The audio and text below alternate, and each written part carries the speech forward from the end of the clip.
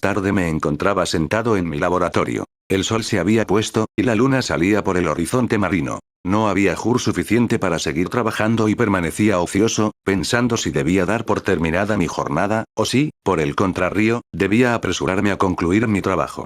Y estando así, mis reflexiones tomaron un rumbo que me llevó a considerar las consecuencias de lo que estaba haciendo. 3 años antes me había enfrascado de la misma manera, y había creado un ser diabólico cuya inigualable barbarie me había desolado el corazón, llenándolo de los más amargos remordimientos. Ahora estaba a punto de crear otro ser cuyas inclinaciones ignoraba igualmente. Y esta mujer podía llegar a ser 1000 veces más malvada que su compañero, y disfrutar con el crimen y la desdicha ajena. Él había jurado abandonar la proximidad del hombre y ocultarse en los desiertos, pero ella no. Y dado que con toda probabilidad se convertiría en un animal pensante y racional, podía negarse a cumplir un compromiso acordado antes de su creación. Incluso podían llegar a aborrecerse mutuamente. El ser que ya vivía odiaba su propia deformidad. ¿No llegaría a concebir un odio aún mayor cuando la tuviera ante sus ojos en forma femenina? Y ella, a su vez, podría apartarse de él con repugnancia y buscar la belleza superior del hombre. Tal vez lo abandonase, dejándole nuevamente solo y exasperado por la provocación que suponía el que le abandonase a alguien de su misma especie. Aun cuando se marcharan de Europa y se fueran a vivir a los desiertos del Nuevo Mundo, una de las primeras consecuencias de esos afectos que tanto ansiaba el demonio serían los hijos, y por la tierra se propagaría una raza de demonios que podría sumir a la especie humana en el terror y reducir su existencia a una condición precaria. Para procurar mi beneficio, ¿tenía yo derecho a desatar esta maldición sobre las generaciones venideras? Me había dejado conmover por los sofismas del ser que había creado. Pero ahora, por primera vez, se me reveló con toda claridad la maldad que encerraba mi promesa. Me estremecí al pensar que las épocas futuras me maldecirían por haber sido el causante de esa plaga, un ser cuyo egoísmo no había vacilado en comprar su propia paz al precio, quizá, de la existencia de toda la humanidad. Un escalofrío me recorrió el cuerpo y el corazón se me paralizó cuando, al levantar la vista, vi al demonio tras la ventana, iluminado por la luna. Una horrenda sonrisa arrugó sus labios al verme entregado al trabajo que él me había asignado. Sí, me había seguido en mis viajes. Había vagado por los bosques, se había ocultado en las cavernas, o había buscado cobijo en los grandes parajes deshabitados. Y ahora venía a comprobar mis progresos y a reclamar el cumplimiento de mi promesa. Al mirarle descubrí en su rostro una expresión de malevolencia y de traición inconcebibles. Pensé, con una sensación de vértigo, en mi promesa de crear otro ser como él, y temblando de ira, destrocé el cuerpo en el que entonces estaba ocupado.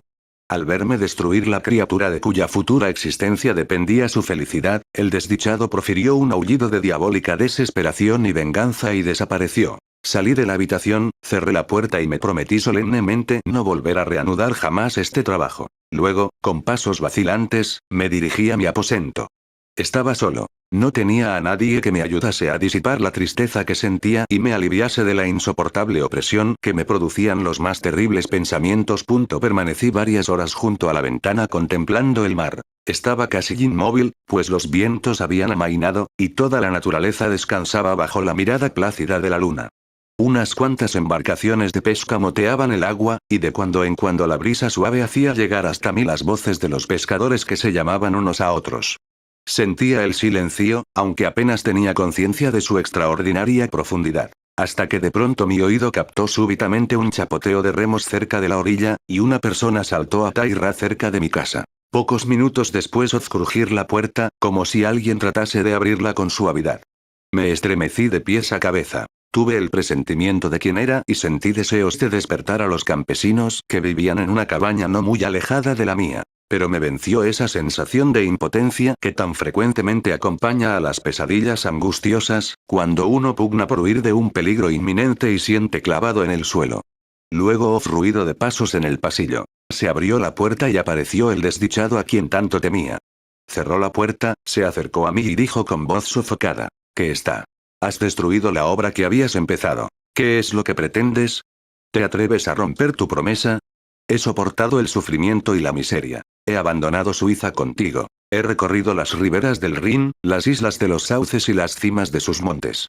He vivido durante meses en los parajes despoblados de Inglaterra y en los desiertos de Escocia.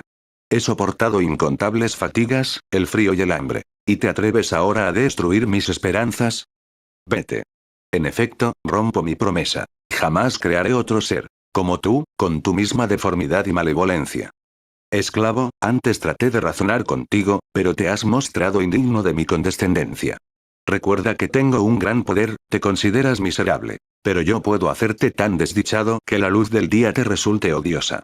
Tú eres mi creador, pero yo soy tu amo. Obedece. La hora de mis vacilaciones ha pasado y ha concluido el período de tu poderío.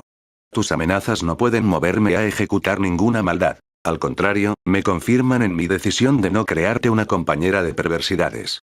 ¿Debo soltar fríamente en el mundo un demonio que se complace en la muerte y la desdicha? Vete. Estoy decidido, y tus palabras no harán sino exasperar mi cólera. El monstruo leyó la determinación en mi rostro e hizo rechinar los dientes con rabia impotente. Porque cada hombre exclamó, puede tener una esposa para su lecho, y cada bestia una compañera, y yo debo vivir en soledad. Yo tuve sentimientos de afecto, y fueron correspondidos con el odio y el desprecio.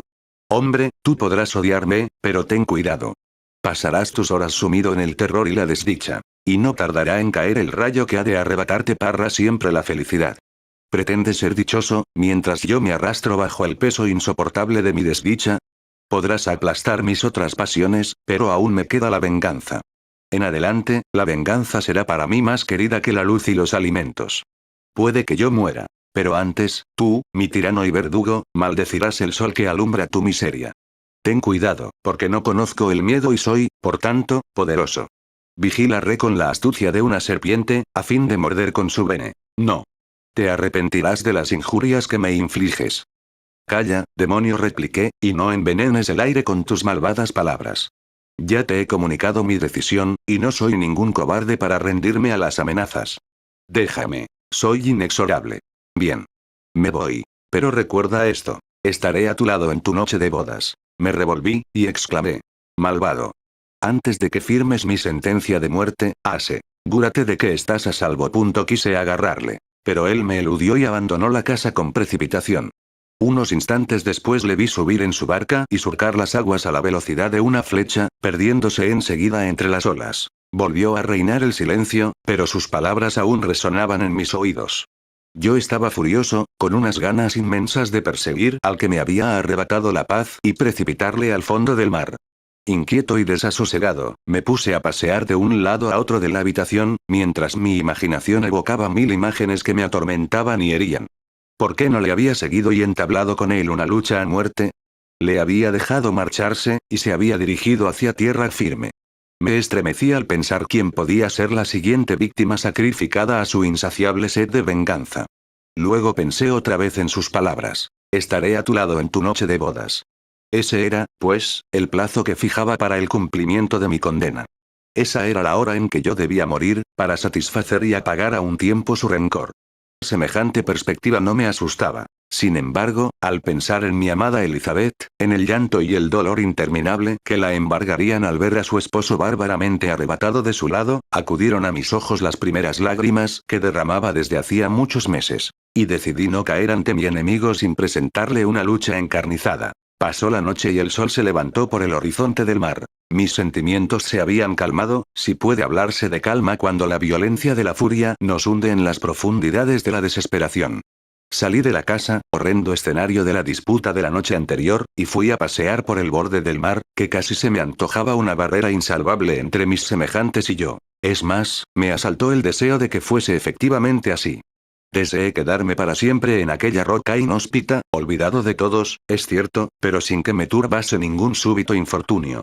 Si regresaba estaría condenado a ver morir a quienes amaba en las garras de un demonio que yo mismo había creado. Paseé por la isla como un espectro inquieto, separado de todos los que amaba y desdichado por esta separación.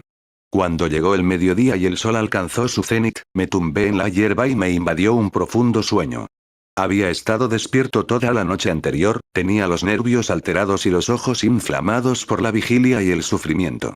El sueño fue reparador. Al despertar, me sentí nuevamente como si perteneciese a la raza de los seres humanos y empecé a pensar con más serenidad en lo que había pasado. Sin embargo, aún me resonaban en los oídos, como un tañido fúnebre, las palabras del demonio. Parecían lejanas, como un sueño, aunque eran claras y opresivas como la realidad. El sol había descendido bastante, y aún permanecía yo sentado en la playa, saciando el apetito, que se me había vuelto voraz, con una torta de avena, cuando vi atracar una barca de pesca cerca de donde estaba, y uno de los hombres me trajo un paquete. Contenía unas cuantas cartas de Ginebra y una de Clerval en la que me rogaba que me reuniese con él.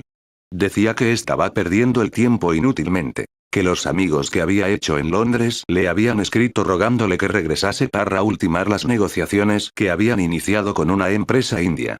No podía retrasar más su marcha. Pero como después de este viaje a Londres tal vez le tocase emprender otro más largo, incluso antes de lo que calculaba, me pedía que fuera a hacerle compañía todo el tiempo que me fuera posible. Por tanto, me suplicaba que dejase mi isla solitaria y acudiera a reunirme con él a Perth, de donde podríamos proseguir juntos hacia el sur. Esta carta me hizo, en parte, volver a la realidad.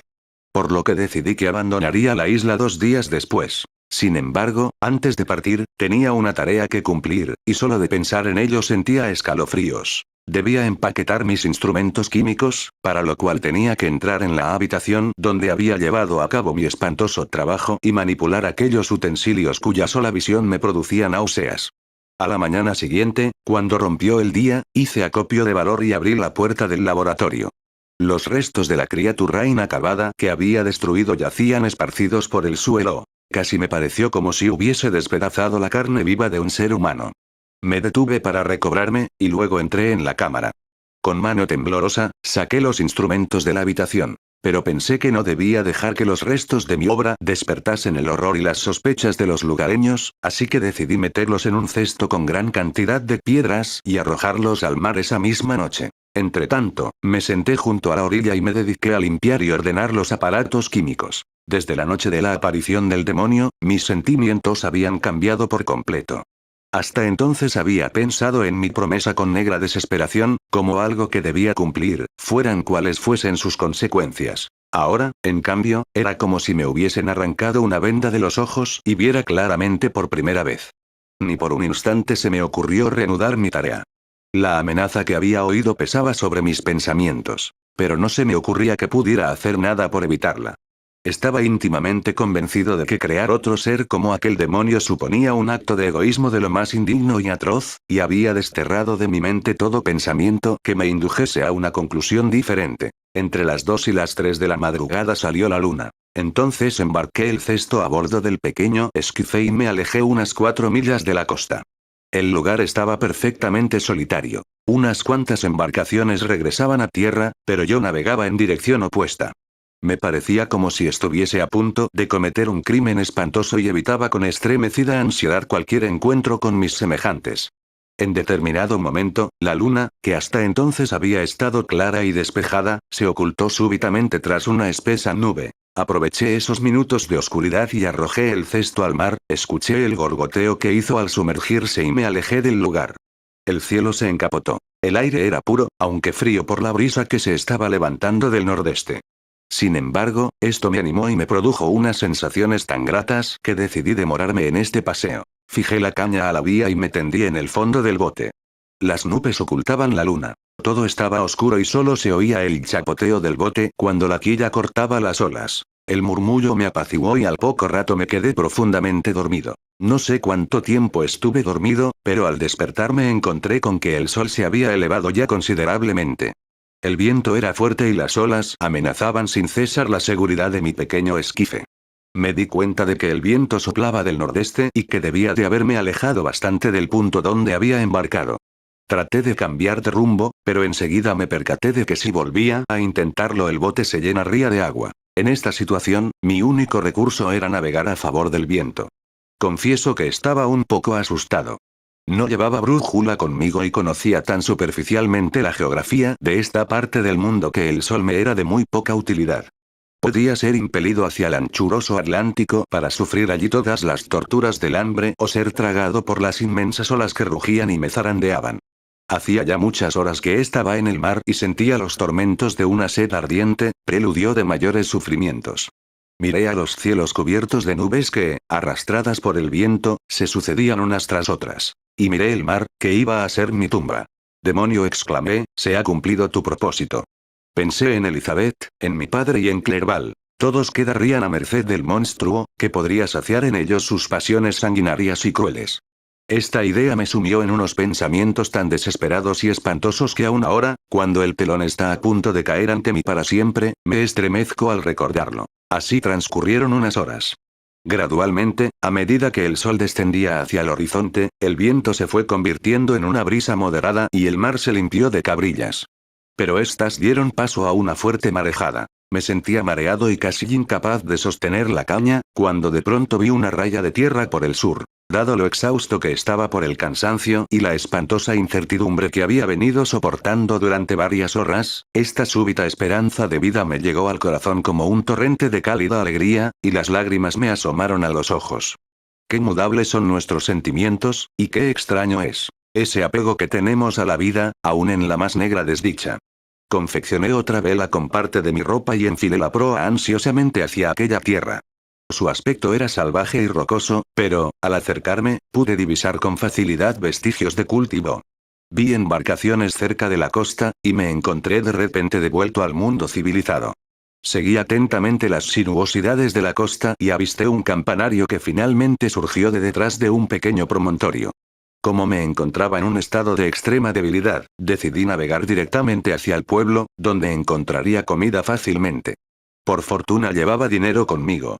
Al dar la vuelta al promontorio descubrí un precioso pueblecito, con un buen puerto, donde entré, con el corazón palpitante de alegría por esta inesperada salvación. Mientras amarraba el bote y recogía las velas se acercaron varias personas. Parecían muy sorprendidas ante mi aparición. Pero en vez de ofrecerme ayuda, murmuraban y hacían gestos que en otro momento me habrían producido cierta alarma. Ahora, en cambio, solo me fijé en que hablaban inglés. Así que me dirigí a ellos en esa lengua. Amigos míos, dije, ¿tendrían la amabilidad de decirme cómo se llama este pueblo y de informarme dónde estoy? Enseguida lo sabrá, replicó con voz áspera un hombre. Puede que haya llegado usted a un lugar que no es de su agrado. Pero no le van a pedir su parecer, se lo aseguro. Me sorprendió enormemente la desabrida respuesta de aquel desconocido, y me extrañaron también los ceños fruncidos y furiosos de sus compañeros. ¿Por qué me contesta con tanta rudeza? Repliqué, sin duda no es costumbre de los ingleses recibir a los extranjeros de forma tan poco hospitalaria.